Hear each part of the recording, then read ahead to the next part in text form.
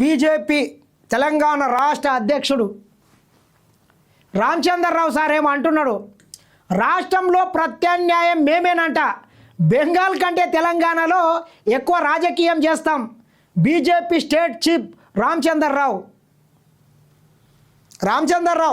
నీవేడన్నా గెలుస్తావా సార్? నీ ముఖానికి ఏ నియోజకవర్గం నుంచి నీవు అసెంబ్లీ స్థానానికి గెలుస్తావో చెప్పు సాల్, నీవు గెలువు సాలిగా. ఆల్లేదు సూల్లేదు అలుని పేరు సోమలింగం అన్నట్లు బెంగాల్ కన్నా ఎక్కువ రాజకీయం చేస్తాడంట. 94 లక్షలు 95 లక్షల ఓట్లని అక్రమంగా తొలగించి ఆడ దొడిదారిన అధికారంలోకి వచ్చిండ్రు. మీకన్నా ఆడ తృణమూల్ కాంగ్రెస్కు 30 లక్షల ఓట్లు మాత్రమే తక్కువ వచ్చినాయి. మీరు తొలగించినవి అంటే 96 లక్షలు 96 లక్షల ఓట్లను తొలగించారు. ఎలక్షన్ కమిషన్ని అధికారులను మొత్తం అడ్డం పెట్టుకొని అక్రమంగా అధికారంలోకి వచ్చిండ్రాడ.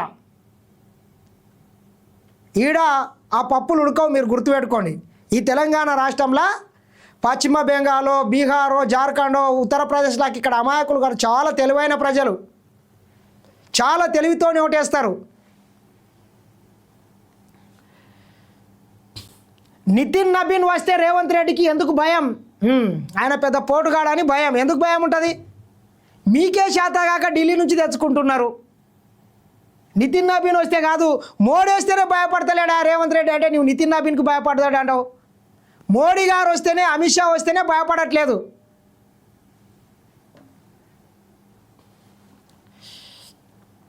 ఆర్ఆర్ ట్యాక్స్ను ఎండగడితే ఫ్రస్ట్రేషన్లో ఏదేదో మాట్లాడుతున్నాడంట. ఆర్ఆర్ ట్యాక్స్ ఇదంతా కాదు కానీ అయోధ్యలో రాములోరి ఉండి దొంగతనం చేస్తున్నారు చూడు, అక్కడ మీ ప్రభుత్వం ఉన్నది, దాని గురించి మాట్లాడు. పొద్దుగాల లేస్తే పొద్దు మిక్తే సనాతన ధర్ములం, మేము హిందూ ధర్మ పరిరక్షకులం, హిందువుల కోసమే మేము ఏదో ఆకాశం నుంచి ఊడిపడమని చెప్తారు.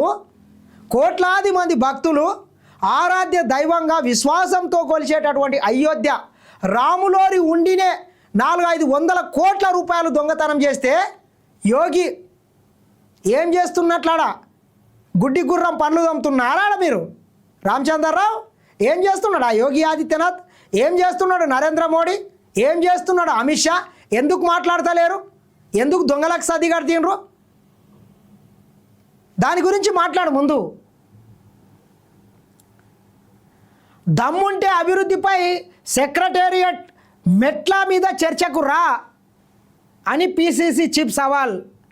ఏదైతే రామచంద్రరావు గారు చేసినటువంటి వ్యాఖ్యల మీద తెలంగాణ రాష్ట్ర కాంగ్రెస్ అధ్యక్షుడు మహేష్ కుమార్ గౌడ్ కూడా ఒట్టి అనే బట్టగాల్చి మీనవారేసుకం కాదు, రామచంద్రరావు గారు నీకు దమ్ము ధైర్యం ఏమన్నా చేతనైతే దా తెలంగాణ రాష్ట్ర సెక్రటేరియట్ ముందు మెట్ల ముందు కూర్చొని చర్చిద్దాం దా అన్నాడు. దా నీవు సవాల్ విసిరినావు కదా, దా. బీజేపీకి ఆ ఛాన్సే లేదు. నితిన్ నబీన్ 3 రోజుల పర్యటన అట్టర్ ఫ్లాప్. ఎక్కడ వచ్చిండో ఎక్కడ పోయిండో కూడా తెలియని పరిస్థితి. ఆయన వల్ల ఏమైతే చెప్పుండి. ఇక్కడ మళ్ళీ అధికారంలోకి వచ్చేది కాంగ్రెసే.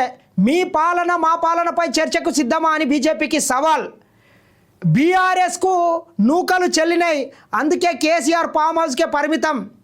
హరీష్ కేటీఆర్ ఎక్కడ తిరిగిన ప్రజలు నమ్మే పరిస్థితుల్లో లేరు. యాదగిరి గుట్ట బోర్డు నియామకంపై రాజకీయాలు వద్దని విజ్ఞప్తి.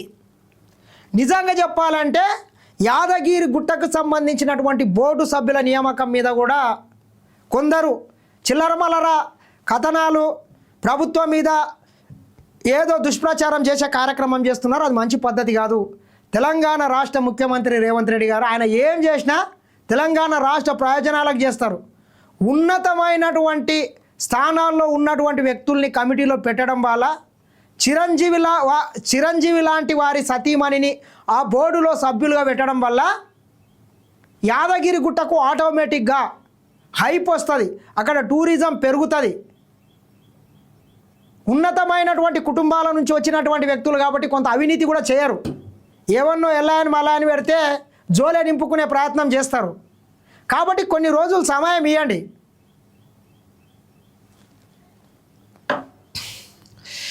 ఉపాధి